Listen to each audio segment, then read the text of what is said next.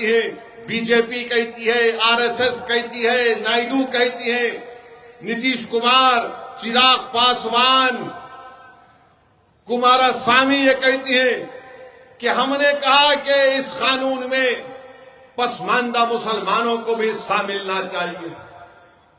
چلیے آپ کی بات کو ہم سن لیے, مانتے تو نہیں, مگر آپ یہ بتاؤ تمہارے پاس ایک مسلمان منسٹر نہیں ہے؟ 240 تمہارے پاس ایم پی ہیں بی جے پی والوں, تمہارے پاس ایک مسلمان منسٹر نہیں ہے. کبھی اپنے گریبان میں جھانک کر تو دیکھو. اور اگر تم یہ کہہ رہے ہو کہ جس کو حق نہیں مل رہا اس کو حصہ ملنا چاہیے, تو پھر تم مسلمانوں کے جو پسماندہ مسلمان ہیں ان کے ریزرویشن کے خلاف کیوں ہو؟ جب تم مودی یہ کہتے ہیں کہ جس کو حصہ نہیں مل رہا ان کو حصہ ملنا چاہیے, تو بھارت کی انٹیلیجنس میں صرف ایک محترمہ آفیسر ہے مسلمان اور کوئی نہیں ہے. ڈالو اس میں. کیوں نہیں ڈالتے اس میں؟ آپ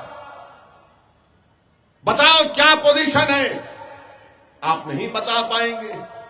یہ قانون صرف اس لیے لایا گیا تاکہ ہماری جائیدادوں کو چھین لیا جائے. لمیٹیشن ایکٹ اپلائی ہوگا تو جو کل تک قابض ہے وہ مالک بن جائے گا. اور مودی جی کہتے ہیں, بی جے پی کہتی ہے کہ وقف الاولاد اس وقت تک نہیں ہوگا جب تک کہ اگر کوئی بچی کا حق اس میں نہیں مارا جا رہا ہے.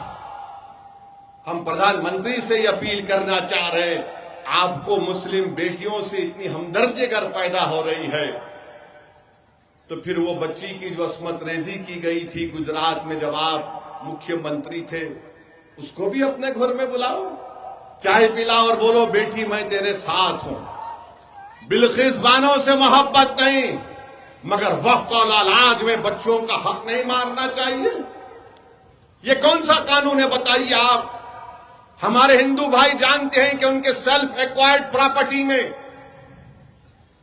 اگر کسی ہندو بھائی کے 2 بیٹیاں ہیں اور 1 بیٹا ہے, اور ویسے ایک مسلمان کی 2 بیٹیاں 1 بیٹا ہے, تو ہمارے ہندو بھائی کی جو سیلف ایکوائرڈ پراپرٹی ہے وہ ول کے ذریعے اپنے 2 بیٹیوں کو چھوڑ کر اپنے 1 بیٹے کو اپنی پوری جائیداد دے سکتا ہے.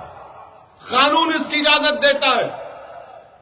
اور اگر مسلمان کوئی باپ یا ماں اپنے 2 بیٹیوں کو چھوڑ کر 1 بیٹے کو دینا چاہتی ہے تو ہم نہیں دے سکتے, 1/3 سے زیادہ نہیں دے سکتے.